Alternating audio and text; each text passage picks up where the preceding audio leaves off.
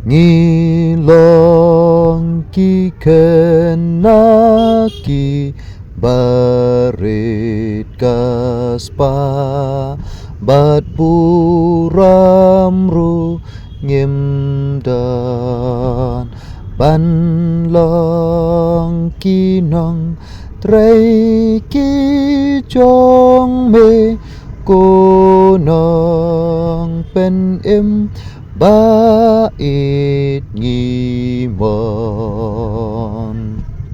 ki kena Kristan baropar kidon katomaman kasngim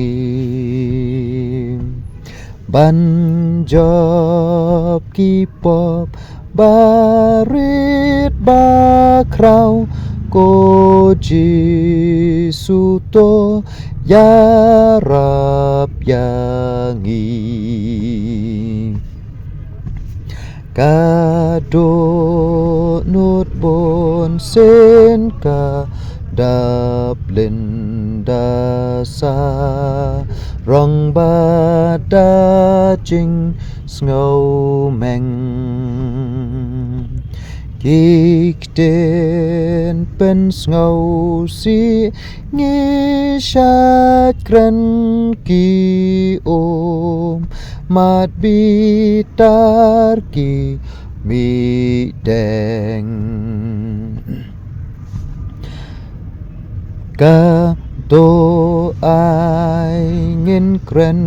kik den ba bang ban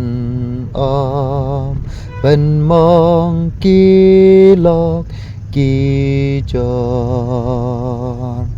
ya baroki jing snil ngin job ukap den jongi un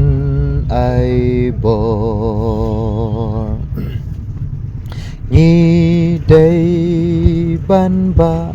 ca đình phô na ki cơ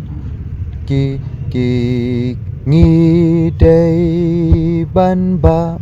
ca đình phô na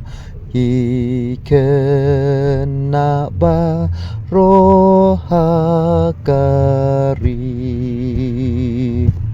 ban ban syakri man kasngi yu Jesu Kris utrai jongi